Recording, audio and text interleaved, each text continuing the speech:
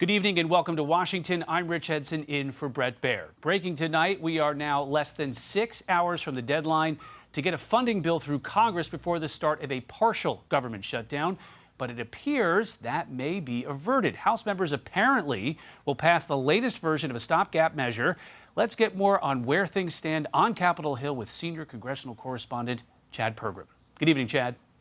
Good evening, Rich. Well, right now this vote is on in the House of Representatives, and this vote is not final, but this bill is going to pass. They needed a minimum of 290 yeas. Right now they're up in the 360s, so this bill will in fact pass the House of Representatives. Now, the House wove together three bills into one: an interim spending bill to avoid a shutdown tonight, emergency money for farmers, and $110 billion in disaster aid.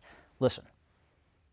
Governing by continuing resolution, Mr. Speaker, is never ideal. The alternative, a government shutdown, would be devastating. This bill that we're discussing right now has no such bipartisan input.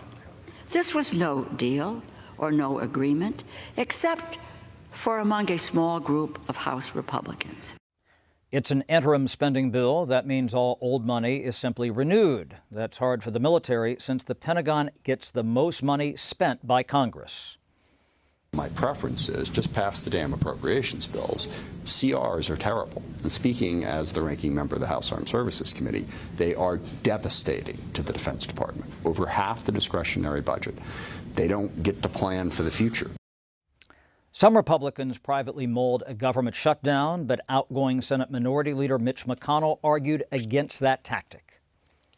I don't care to count how many times I've reminded our colleagues and our House counterparts how harmful it is to shut the government down. When you try to use normal government function as a bargaining chip, you pay a political price.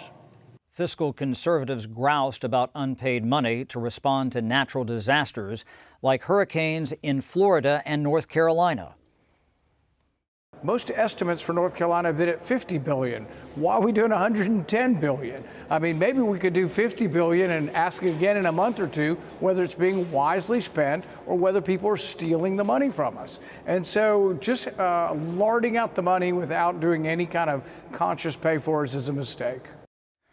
The government funding episode underscores the headaches facing House Speaker Mike Johnson. He has a smaller majority next year.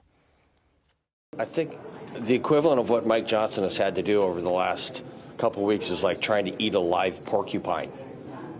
You know what I mean? Yeah, so he has eaten the porcupine. The porcupine has been consumed. Now, this vote is still open. It should be closed momentarily here, and we're waiting for the actual vote count. But this bill will pass the House of Representatives. It is then on to the Senate to sync up, perhaps later tonight. The deadline is midnight. Rich? Chad, it looked like this bill got some pretty solid support from Democrats here. Democrats still control the Senate at least for another few weeks. Do we expect the same result over there in the Senate? Anytime you see a vote of this caliber, that many yeas, it's probably going to get through the other chamber here. In fact, it's just a question of time. We wonder how long they will take, but probably you could see a vote of 70 or 80 yeas on this bill in the Senate later tonight. Is this the kind of thing where one senator can hold up the whole thing and make this go for a few days, or this close to the holidays, we don't expect that one of the 100 would do that?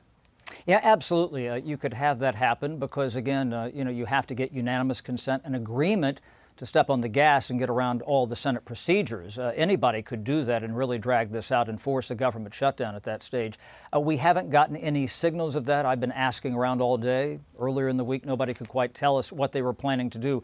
But what happens around this time of year, especially just before the Christmas holidays, is people want to get out of the building and get home and trim the tree and bake the cookies or whatever. So that might kind of give impetus for people to vote for this bill tonight and get home. Okay. Chad Pergram live for us on the Capitol Hill. Hey, Sean Hannity here. Hey, click here to subscribe to Fox News YouTube page and catch our hottest interviews and most compelling analysis. You will not get it anywhere else.